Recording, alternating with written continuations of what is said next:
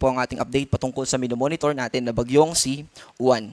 Ito po ay huling namataan dito sa layong 125 kilometers west-northwest ng Bacnotan, La Union. Yes po, tuluyan na ito na lumabas sa ating kalupaan at sa kasalukuyan ay yung direction niya ay nananatiling generally pa northwest sa bilis na 25 kilometers per hour. Ito ay may taglay na lakas ng hangin malapit sa gitna na umaabot ng 150 kilometers per hour at pagbugso o biglang paglakas sa paligid nito, yung hangin na yon ay umaabot ng 230 kilometers per hour.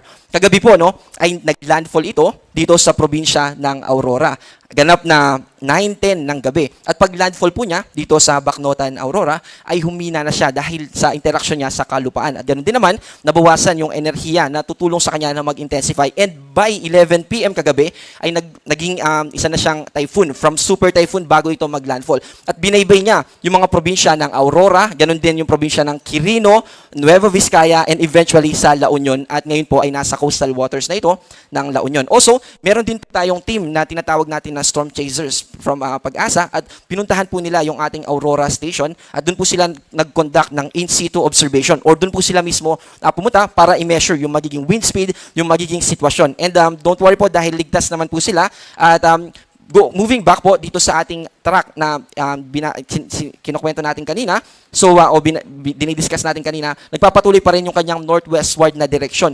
At eventually, paglabas nito ng Philippine Area of Responsibility, bukas ng madaling araw ay magbabago yung direction nito from northwestward ay magiging northward. And eventually, sa labas ng Philippine Area of Responsibility by Wednesday and pag Thursday na ng madaling araw o kaya naman ay Wednesday ng midnight, ito ay muling papasok ng Philippine Area of Responsibility dahil sa high pressure system na nakaka-apekto dito. At yun yung tumulong sa kanya na mag-northward and eventually ay northeastward. Pero ang magiging epekto na lamang nito sa atin ay by Thursday and Friday, yung trough or yung extension niya, dahil malaki po ito. By the way, yung radius niya ay umaabot ng 780 kilometers from the center. Ibig sabihin, around 1,500 kilometers yung diameter o yung lawak na associated dito kay Bagyong Juan. And by Friday ng tanghali or afternoon ay nasa labas na ito muli ng ating Philippine Area of Responsibility. Sa kasalukuyan ay meron pa rin tayong nakataas na signal number 1 hanggang 4. At unti-unti pa lamang po natin mararamdaman yung improved weather condition or kabawasan sa mga pag-ulan na magdudulot ng mga pagbaha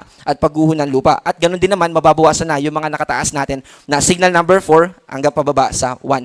Also, ngayon ay gusto na po natin ipakita yung mga lugar na kung saan nakataas tayo ng signal number 4. Yung signal number 4 po natin ay merong lead time na 6 hours. Ibig sabihin, for the next 6 hours, dun pa lamang o habang within this time frame ay mararanasan na natin yung mga pagbugso ng hangin na umaabot ng 118 to 184 kilometers per hour. Yan po yung pangalawa sa pinaka-severe natin. Ngayon po, dahil typhoon category na lang, signal number 4 na lamang yung pinakamataas nating issuance. Kapag super typhoon naman, umaabot po yan ng signal number 5. So yung mga signal number 4 natin ay nakataas na lamang dito sa central and southern part ng Ilocos Sur, ganun din naman sa southern part ng Abra, dito rin sa probinsya ng La Union, sa northwestern part ng Mountain Province, ganoon din naman sa western part ng Ifugao, buong Benguet, western part ng Nueva Vizcaya, northern and western part ng Pangasinan. Signal number 3 naman, ibig sabihin naman ng signal number 2, 3, ay meron niyang 12 hours na lead time. At dito po yan sa probinsya o southern part ng Ilocos Norte, southern part ng Apayao, yung natitirang bahagi ng Abra, natitirang bahagi ng Ilocos Sur,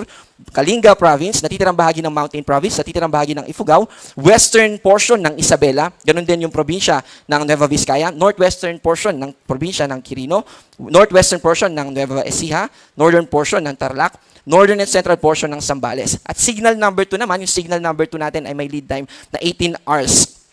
Signal number 2 naman dito sa natitirang bahagi. Ito po yung mga nakakulay yellow. Natitirang bahagi ng Ilocos Norte, natitirang bahagi ng Apayao, Cagayan Province, natitirang bahagi ng Isabela, natitirang bahagi ng Quirino, probinsya ng Aurora, natitirang bahagi ng Nueva Ecija, natitirang bahagi ng Tarlac, natitirang bahagi ng Zambales. Ganon din naman dito sa probinsya ng Bulacan, Pampanga, Bataan, Rizal, kasama yung Metro Manila. Signal number 2 pa rin po tayo dito, kasama yung Cavite, Laguna, northern and central portion ng Quezon, northern portion ng Camarines Norte, at Batangas, and then northern portion din ng Occidental Mindoro at Oriental Mindoro. Signal number 1 naman, itong mga nakakulay blue, kasama dyan yung Batanes, at ganoon din naman yung natitirang bahagi ng Occidental and Oriental Mindoro, southern portion ng Marinduque, natitirang bahagi ng Camarines Norte, Camarines Sur, Catanduanes, Albay, natitirang bahagi ng Quezon, kasama dito yung Burias Island, ganoon din naman yung probinsya ng Albay, Sorsogon, ganoon din Ticao Islands, at yung northwestern portion ng Northern Samar. Dahil sa lawak nitong si Bagyong Uwan ay umaabot pa rin sa ilang bahagi ng Visayas. Ganun din naman sa northern and central portion ng Masbate, kasama yung probinsya ng Romblon, Aklan, Capiz, northern portion ng Iloilo, northern and central portion ng Antique, kasama ang Cuyo Islands, Calamian Islands, at ganun din naman yung northern part ng Palawan. Ayan po yung may mga kinalaman sa lakas ng ulan. By the way,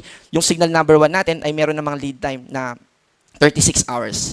Bukod po dun sa mga binanggit natin, from signal number 1 hanggang signal number 4, ay may mga pagbugso pa rin tayo ng hangin na hindi kasama dun sa itinaas natin from signal number 1 to 4. Kasama po dyan today, yung probinsya ng Palawan, yung buong Visayas, yung mga hindi nakataas sa signal number. Ganoon din sa Zamboanga Peninsula, Northern Mindanao, Dinagat Islands, Sorsogon, Davao Occidental at Davao Oriental. Ibig sabihin, kahit na napakalayo nila dun sa sentro nitong si Bagyong Uwan, ay makakaranas pa rin tayo ng mga pagbugso ng hangin. Ganoon din naman bukas, ay magpapatuloy yung mga pagbugso ng hangin na umaabot ng hanggang 88 kilometers per hour sa malaking bahagi ng Luzon, kasama yung probinsya ng Iloilo at Guimaras. Ganoon din naman by Wednesday ay mananatili dahil sa extension nitong si Bagyong Uwan dito sa Batanes, Babuyan Islands, Ilocos Norte at Ilocos Sur. Patungkol naman sa mga pag-ulan na ating inaasahan, ito pong rainfall outlook natin or yung tinatawag natin na weather advisory ay ini-issue natin every 8 hours at tumataas din yung frequency natin ito. So ang susunod natin na weather outlook for or weather advisory ay mamayang 11 a.m. So ito pong pine-present natin ngayon ay yung issuance natin nung 5 a.m. pa. Kaya yung 5 a.m. natin na live weather update ay ito rin yung ipapakita natin ngayon. So orange, ibig sabihin ng orange, 100 to 200 millimeters. Ang ibig sabihin yan ay sa isang probinsya, posible pa rin yung kalat-kalat na mga pagbaha. Dito yan sa probinsya ng La Union, Benguet, Pangasinan at Zambales. 50 to 100 millimeters naman dito sa mga nakakulay dilaw na probinsya. Yung mga naka-gray area, yan po yung hindi natin nakataas sa ating weather advisory, pero that doesn't mean na hindi na tayo makakaranas ng mga pag-ulan. Posible pa rin na makaranas tayo ng mga pag-ulan, pero hindi na kasing lakas o kasing dami ng mga nakataas natin dito sa weather advisory. Also, meron din tayong heavy rainfall warning from our regional Pag-asa offices. Yun naman yung nagte-text sa atin na kapag naka-red na, naka-orange from NDRRMC. At patungkol naman sa daluyong o yung storm surge warning natin, nananatili ito na nakataas. Yung daluyong, by the way, ito yung hampas ng alon papunta sa ating dalampasigan. At yung hampas na yon, ibig sabihin yung tubig na galing sa dagat ay aabot sa ating kalupaan na pwedeng makasira ng mga infrastruktura o ating mga bahay kapag tayo nakatira sa coastal areas o malapit sa baybay dagat. Nakataas pa rin sa kulay pula yung malaking bahagi ng Luzon. Actually, buong Luzon ay may storm surge warning. Pero nakakulay pula, ibig sabihin more than 3 meters yung posible natin na maranasan na storm surge dito sa mga areas na ito. And then orange naman, 2.1 hanggang 3 meters. So western part ng Southern Luzon, ganun din naman yung western part ng Visayas. And then hanggang 2 meters naman dito sa kulay dilaw. So yan yung malaking bahagi ng Bicol region. Also, meron din tayong nakataas na gale warning. Yung gale warning naman natin, kapag pumalaot pa yung mga kababayan natin, lalo na yung mga mangingisda natin kababayan, ay posible silang makaranas ng aabot ng 12 meters. Posible din na mas mataas pa sa 12 meters. Kaya wag po muna tayong papalaot. Lalo na kung maliit na sasakyang pandagat, ibig sabihin ay of course, kahit na paulit-ulit po tayo at alam naman natin na hindi dapat pumalaot, gusto pa rin po natin na banggitin. Kasi after all, ang gusto natin pahalagahan dito ay yung ating hindi lang properties, kundi ganun din yung ating mga buhay. Kaya wag po tayong pumalaot pansamantala sa kasalukuyan.